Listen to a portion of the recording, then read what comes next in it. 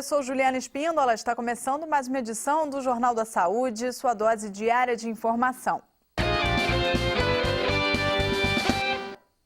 Uma pesquisa realizada pelo Instituto Datafolha revelou que hoje a saúde é considerada pelos brasileiros o maior problema do país. Essa insatisfação já tinha sido revelada nos protestos que se espalharam pelo Brasil, onde os manifestantes pediam melhorias para o SUS.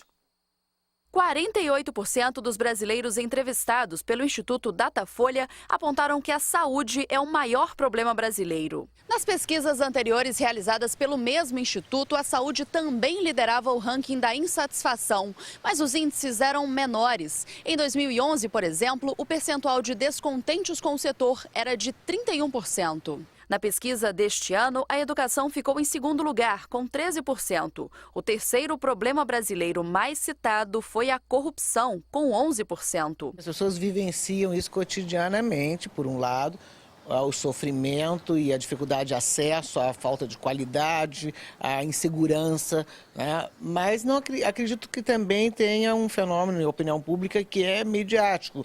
Quando aparece muito um tema, ele passa a ser o principal problema, muda para a segurança, depois muda para outro tipo de problema. Ou seja, há 2 semanas atrás poderia ter sido o transporte. Para o ex-ministro da Saúde, José Gomes Temporão, existem políticas de saúde pública que podem ser consideradas um sucesso, como o Programa Nacional de Imunizações e o Sistema Nacional de Transplantes. Mas Temporão defende que o acesso da população ao SUS precisa melhorar. É o cotidiano da população na demanda pelo acesso a serviços do dia a dia.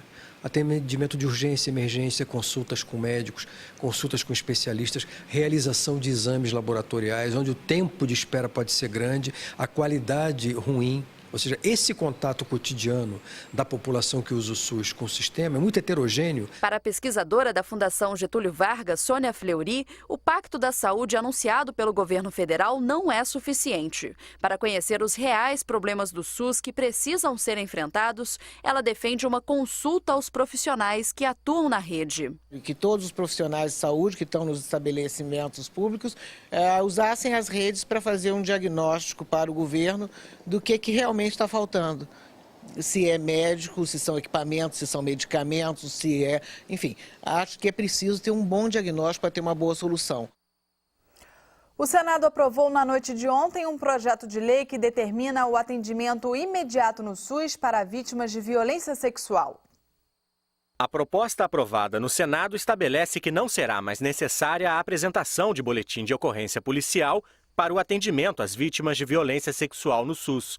Além disso, as unidades de saúde devem orientar as vítimas sobre a necessidade de buscar a defesa de seus direitos e a responsabilização dos agressores.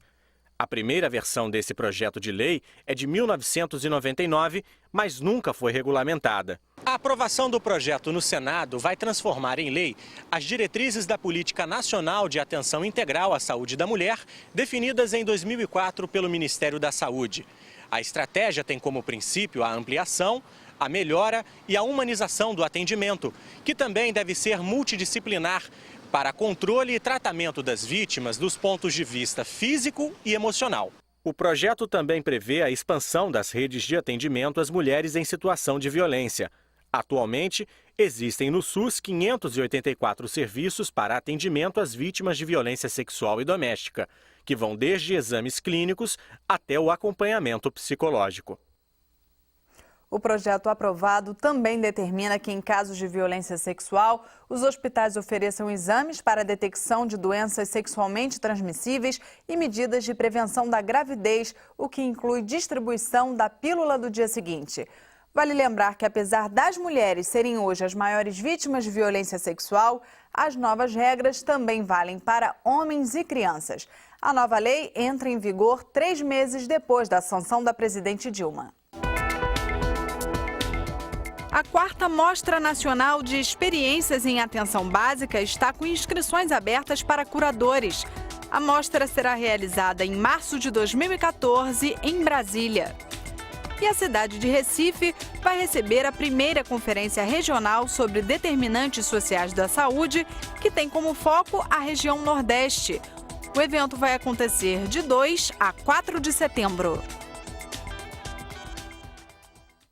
A FAO, a Organização das Nações Unidas para a Alimentação e Agricultura, declarou que promover uma melhor integração dos pequenos agricultores com os mercados ajudaria a reduzir a fome e a pobreza no mundo. O estudo divulgado pela FAO reafirma que os pequenos produtores rurais são muito importantes para a segurança alimentar no mundo.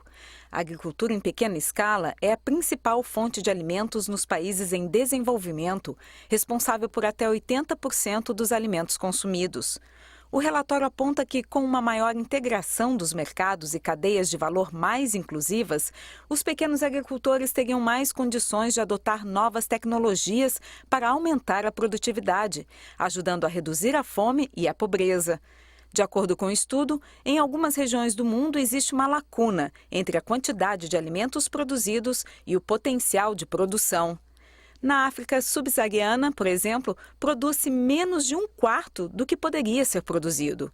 A FAO defende que os governos e parceiros internacionais para o desenvolvimento devem servir como moderadores entre a sociedade civil e os setores público e privado, para assegurar os interesses dos pequenos produtores e, com isso, desenvolver os mercados. Agora, uma última informação: a Organização Mundial da Saúde anunciou a criação de um comitê de especialistas que será consultado no caso de um agravamento do coronavírus que já matou 40 pessoas em todo o mundo. A OMS declarou que ainda não se pode falar em pandemia, mas que o comitê vai saber aconselhar os governos caso haja um aumento súbito de novos casos de infecção pelo vírus. O Jornal da Saúde fica por aqui e a gente, claro, volta a se ver na próxima edição. Até lá!